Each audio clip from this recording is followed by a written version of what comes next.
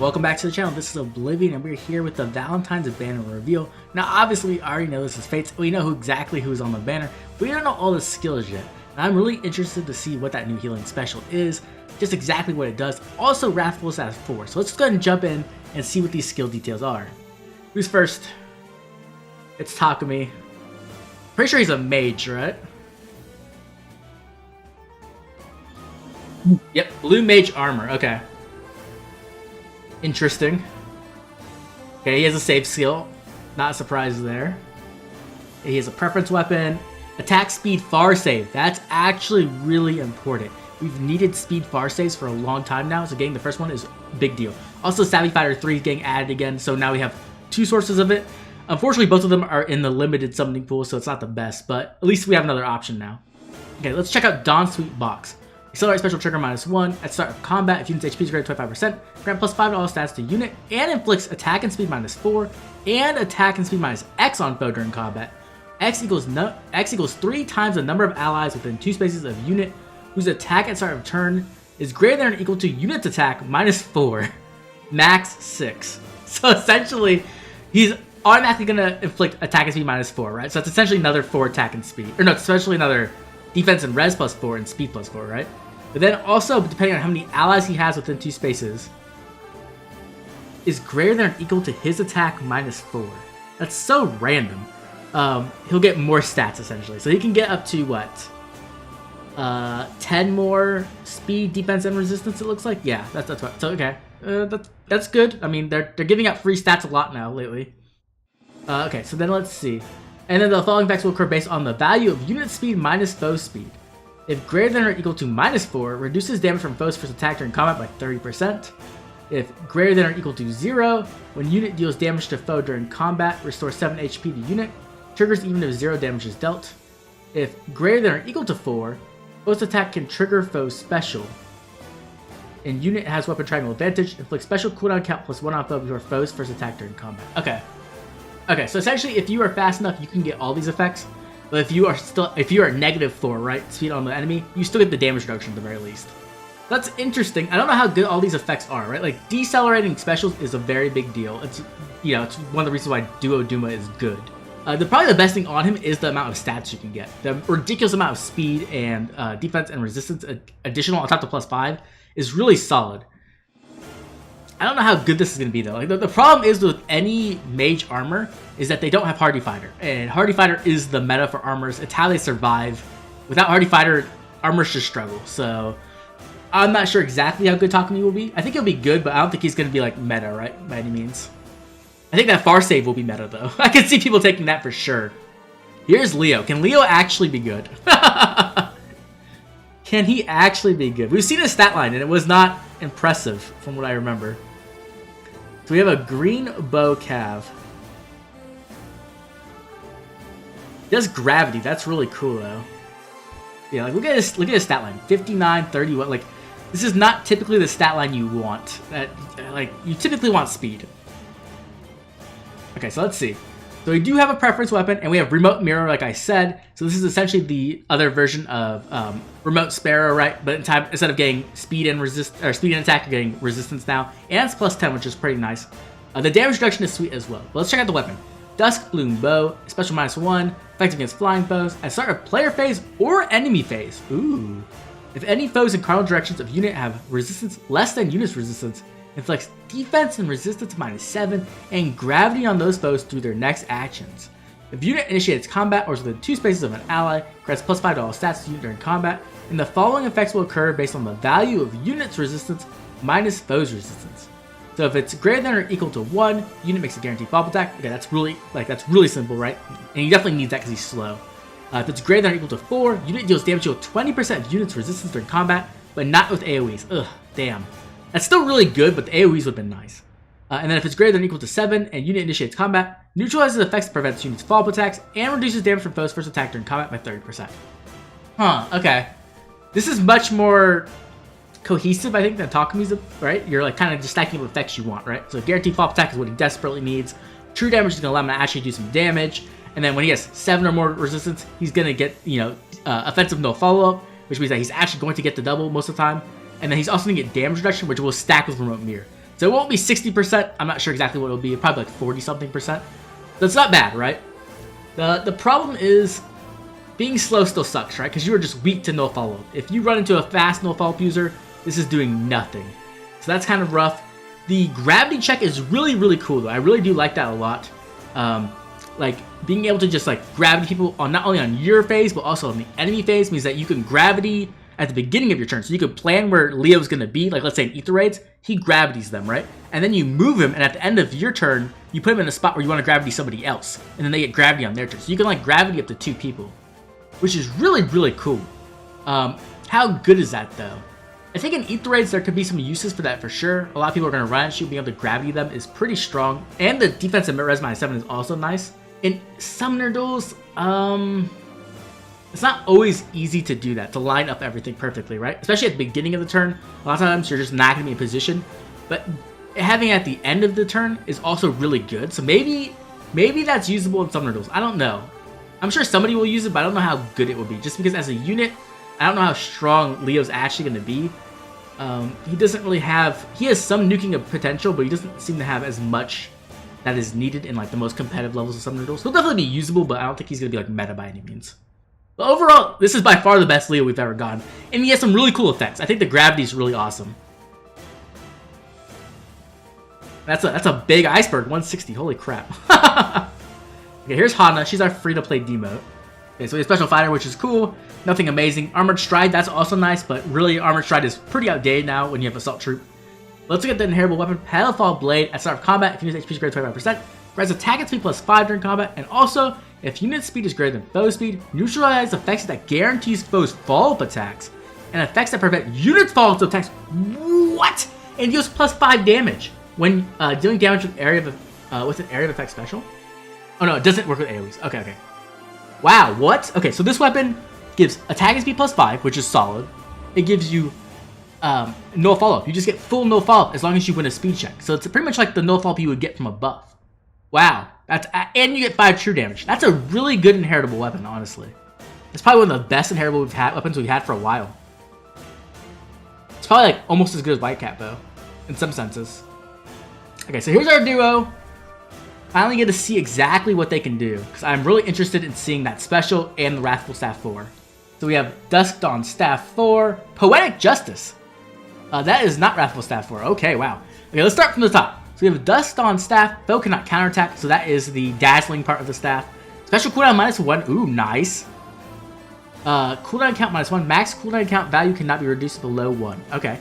If unit initiates combat or is within 2 spaces of an ally, grants attack and speed +6 to unit, neutralizes effects and prevents units follow-up attacks, grants special cooldown charge +1 to unit per attack during combat. Wow, okay.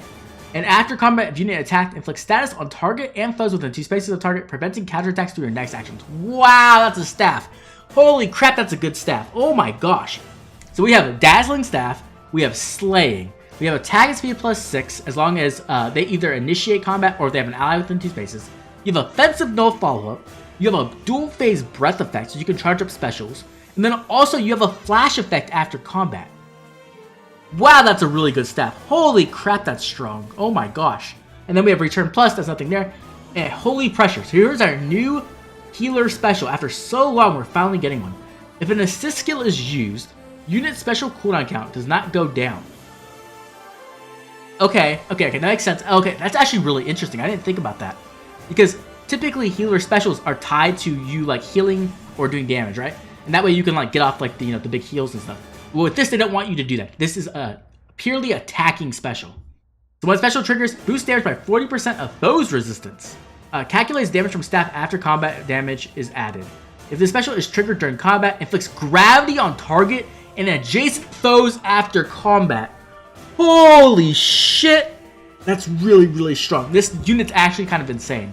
Like, not only is she going to be able to do good damage, not only can you not deny her doubles, right? She's going to be able to accelerate into big special. Well, only Holy Pressure, really. And then she's also going to inflict Flash and Gravity. That is pretty crippling. Wow. And the boost damage by 45% of the foe's resistance actually matters in our resistance meta that we're going into. So that's really interesting as well. That's a really good special. That has to be inheritable, right? Like, if it's not inheritable, I'm going to be kind of salty. Then we have Attack Speed, Catch 4, and we have Poetic Justice. So Poetic Justice, it doesn't have a number behind it. So this might be a preference skill, but I don't think so because it does have like the yellow ugly circle around it. That usually means it's a tier 4 skill, right? So you have Calculate damage from staff like other weapons, so that's just Wrathful Staff. Inflicts speed -4 on foe during combat, and unit deals damage equal 15% of foe's attack. Oh my gosh, that's really good. Like that's a big upgrade over Wrathful Staff. Like I hope, is this gonna be inheritable too, right? Like I hope this is inheritable. It could not be though, because it doesn't have the number behind it. But it also could be like, there's other skills like that too, so it's not like completely unheard of. So the speed -4 is nice, right? It's gonna make it easier for the double. But the 15% of the foe's attack, that's 15% true damage. That's a lot of true damage. Especially when you combine it with like her having defensive special, her getting stats, being able to accelerate into her specials. This unit seems really good actually. Holy crap! This seems like easily the best answer in the best healer in the game. Like no questions asked. Wow, there's the flash. Yep. Okay, let's see what their duo skill is. Grants dominance to unit and allies within 2 spaces of unit. Inflicts defense res -7 on foes within 3 columns or 3 rows centered on unit through their next action. Okay, so I just confirmed this is essentially just a better version of Duo Micaiah's duo skill, right? Because it actually goes 3 rows or 3 columns, so it can go either horizontal or vertical, and it's also not allies within 3 columns and right of you. So it's like within 2 spaces, so you can actually like set it up a bit differently. Okay, let's quickly go over each unit and what I believe their roles will be and what game modes I think they'll be good. Okay, let's start off with Takumi and his roles and possible game modes he can be good in. So when it comes to Takumi, I don't know exactly where he'll fit in. He could possibly fit into like Eat the Red's offense or maybe Summoner Duels as a save tank. He does have that decelerate special thing, which is nice because it can keep you from getting hit with a Deadeye or Lethality straight on. But if he gets outsped, then like he can get hit with like a Lethality on the second hit because it's only +1 to special. So if it's like pre-charged, it goes back to 1, they hit you, and then they hit you with it on the second hit. So I don't know exactly where he'll fit in, right? And he's also going to still have his armor weakness. He does have blue, which is a nice color advantage over Duo Chrom, who is the most prominent armor buster right now. But I'm not sure exactly if he's going to fit anywhere into the meta. I think he'll be good, I just don't think he's going to be like a top tier save. Okay, and then we have Leo. I think Leo's roles are going to either be on Eat the Raid's defense or offense. He can work on offense, kind of like how Loki would, where he's trying to shut down certain lanes, so that way you can kind of control who is attacking you, right? So I think that could be pretty cool. And then on defense, he can also work as well. You're going to probably want to put him on a season where there's not as much resistance on the offense side, right? So it's easier to hit these checks. But he could be very, very annoying and just shut down part of the offense with his gravities. When it comes to firepower, I think he'll do good, but I'm not sure exactly if he's going to have enough firepower to get through like the most prominent save tanks, or even through some of the bigger Omni tanks like Brave Dimitri or things like that, right? So I think he's going to be very good, but I don't know if he's going to be like meta again. I think he'll be like a solid unit that you'll see once in a while, but I don't think he's going to be like anywhere near the top of the meta. He's very, very cool though, don't get me wrong. I think he's a very interesting unit. And then lastly, we have Duo Elise, of course, and Duo Elise is obviously going to be a nuke and a support in a sense, right? Because she's going to be giving that flash support, she's going to be giving that gravity support as well. When it comes to game modes, I see her on Eat the Raid's defense. That's where I see her. She's going to be an annoyance on Eat the Raid's defense. She's essentially like your flash staff healer that you have already on your defense, but just like completely upgraded, right? She's going to do way more damage. She's going to also be way more annoying because of the gravity, and she's going to put that flash up, so it's going to be really, really strong. Like she's actually going to be a real threat. When it comes to other game modes, maybe she can work in Summoner Duels. I don't know yet. We'll have to see exactly how powerful she can be.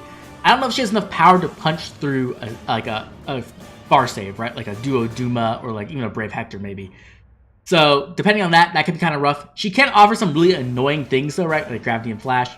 But that's typically not as strong in Summoner Duels as it is in Eat the Raids. So we'll have to see. The dominance is cool, but once again, like in Summoner Duels, you don't always have time to like sit there and like, let me pop my dominance and then kill them, right? Like typically you're gonna have to do that like ahead of time and plan it, or like they'll just juke you and then you won't even get the like damage from dominance. So I'm not completely sold on this unit in SD yet, but I think it's possible. It's possible she maybe shows up. Okay, now let's answer the biggest question. Should you pull? So we have some good pros here. We have amazing new healer fodder with the new Wrathful Staff 4, which isn't called that, it's called Poetic Justice. But and also the new offensive healer special. Both of those are amazing healer fodder. So if you're just like a giant healer fan and you love your healers, this is a great chance to upgrade them and make them way, way stronger. Now, we're not 100% sure either of those are inheritable yet. I assume they will be, but it's possible they aren't if IS hates us. So We're gonna have to wait and see tomorrow for the data mine to make sure that is true. We also have some big Fates favorites here, right? We have Takumi and Leo, who haven't gotten ults in a very long time. So if those are your favorites, obviously you should be pulling, because pulling for your favorites is the best thing about Faye.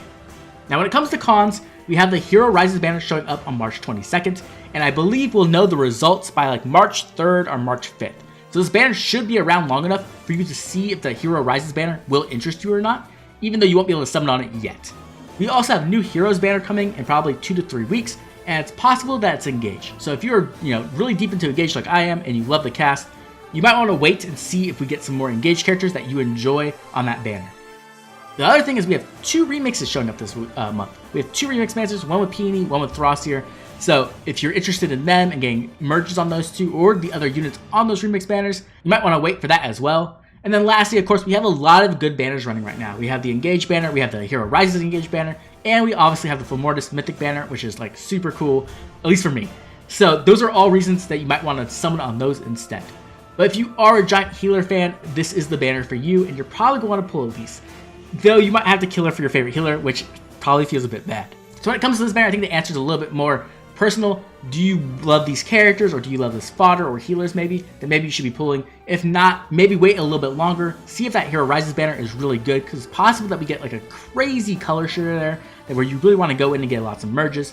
And maybe you just want something on a different banner as well. Personally, I think I'm actually going to skip this banner. I'm going to do my best to skip it. We'll see how well that goes. But now I'd love to hear from you. Are you going to be summoning on this banner? Are Fates characters your favorites? Or maybe you're just a giant healer fan and this is a chance to upgrade them. Or maybe you're going back and you're summoning on that Fomortis banner, because it's really hard to resist that, right? Either way, if you enjoyed the video, like and subscribe. This has been Oblivion. I'll catch you all later with more Fire Emblem Heroes.